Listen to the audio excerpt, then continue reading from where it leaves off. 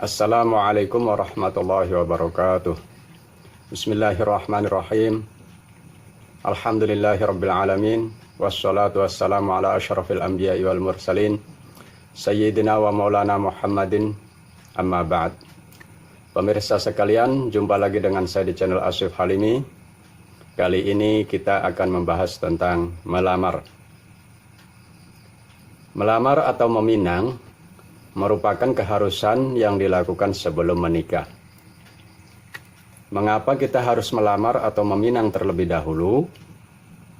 Karena kita sebagai kaum lelaki akan meminta putri orang lain sebagai istri kita, dan boleh jadi kita akan membawanya pergi jauh dari orang tuanya, yakni orang yang sangat mengasihinya, dan melepaskan tanggung jawab dari orang tuanya berpindah kepada kita. Tentu hal ini bukan merupakan hal yang sederhana, apalagi dari dua keluarga dengan adat kebiasaan yang berbeda menjadi satu.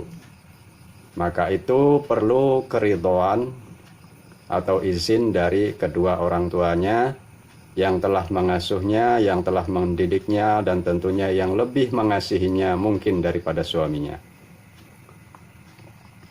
Oleh sebab itu, Nabi kita Muhammad SAW menuntun kita dengan sunnahnya sebagai berikut.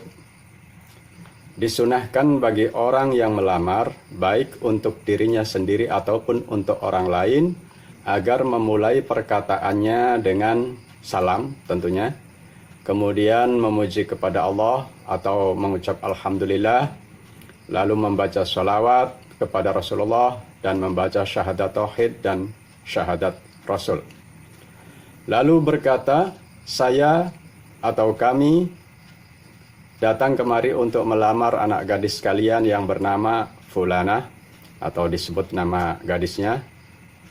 Kemudian selanjutnya tentu tergantung daripada adat kebiasaan masyarakat setempat. Keterangan ini saya ambil dari kitab Azkarun Nawawi halaman 240. Beginilah perumpamaan daripada caranya. Pertama, kita ucapkan Assalamualaikum warahmatullahi wabarakatuh. Alhamdulillahirabbil alamin wa bihi nasta'in ala umurid dunya waddin. Wassalatu wassalamu ala sayyidina wa maulana Muhammadin khatamil anbiya'i wal mursalin wa ala alihi wa sahbihi ajma'in. Asyhadu an la ilaha illallah wahdahu la syarikalah wa asyhadu anna Muhammadan abduhu wa rasuluh. Amma ba'd. Lalu menyampaikan maksudnya untuk melamar, seperti yang saya ucapkan tadi. Kemudian selanjutnya adalah hukum haram melamar.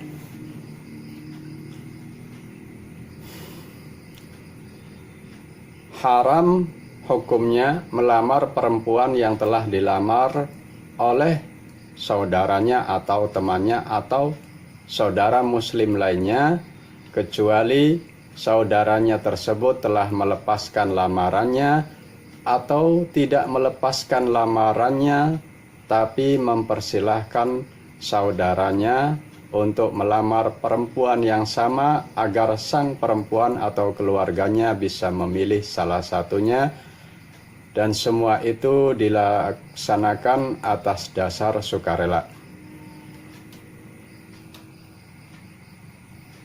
Artinya kedua laki-laki tersebut memang mufakat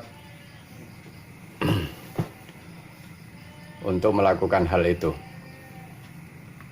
Dan haram melamar perempuan yang masih dalam masa iddah, baik ditinggal mati oleh suaminya ataupun masa iddah talak bain ataupun tolak raj'iyah.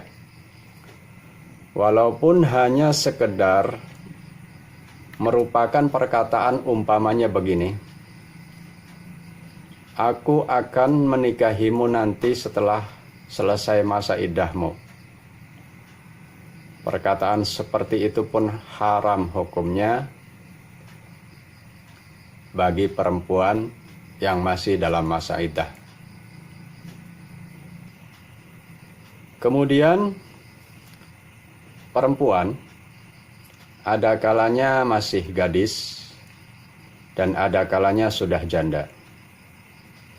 Bagi perempuan gadis, boleh walinya, terutama dalam hal ini ayahnya, menikahkan gadis tersebut tanpa persetujuan sang gadis. Dengan kata lain, dipaksa menikah.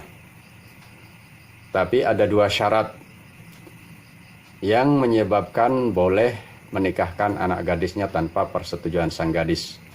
Syarat pertama, calon suaminya sederajat atau orang yang terpandang. Dan syarat yang kedua, dengan mahar misil atau mas kawin yang cukup besar.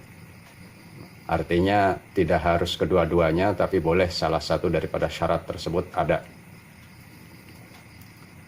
Dan bagi janda tidak boleh memaksanya menikah kecuali atas persetujuannya. Tidak boleh walinya menikahkan tanpa persetujuan daripada seorang perempuan yang janda. Kita lanjutkan.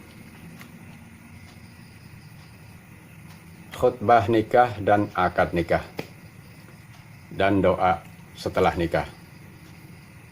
Disunahkan membaca khutbah nikah sebelum ijab dan qabul. Bahkan ada seorang ulama yang mewajibkannya, walaupun pendapat itu dianggap dhaif atau lemah oleh kesepakatan ulama. Siapapun boleh membaca khutbah nikah dalam acara pernikahan, apalagi itu wali nikah atau naibnya atau mempelai laki-laki atau orang lain. Keterangan ini diambil dari kitab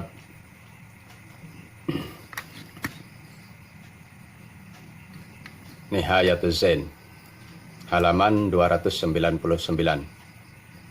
Namun menurut mazhab yang terpilih, mempelai laki-laki tidak boleh membaca khutbah nikah atau bacaan yang lain kecuali ucapan qabul.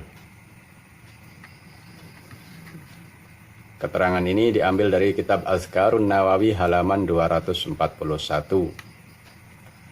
Untuk khutbah nikah, nanti di akhir episode akan saya rekam tulisannya, karena kalau di foto ini terlalu panjang.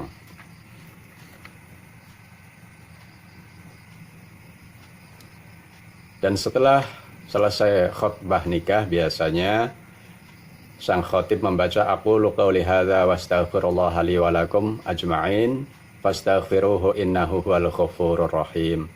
Lalu para hadirin dan semua yang ada di situ dalam acara ijab qabul membaca istighfar, astaghfirullahal azim alladzi la ilaha illa huwal hayyul qayyum wa atubu ilaih.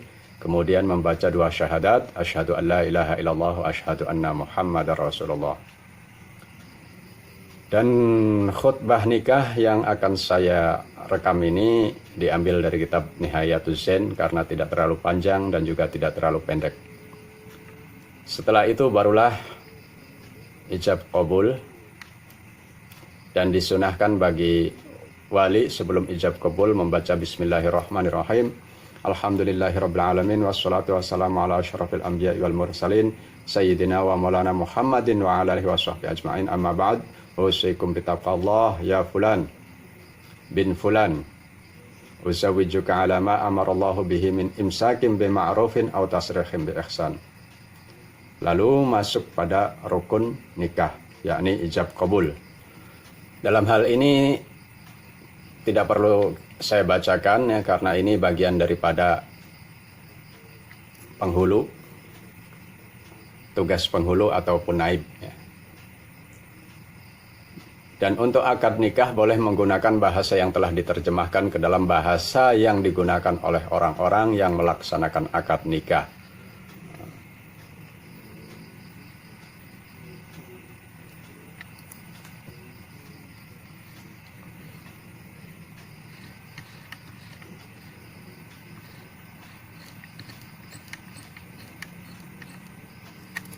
Demikianlah ringkasan tentang cara melamar dan akad nikah.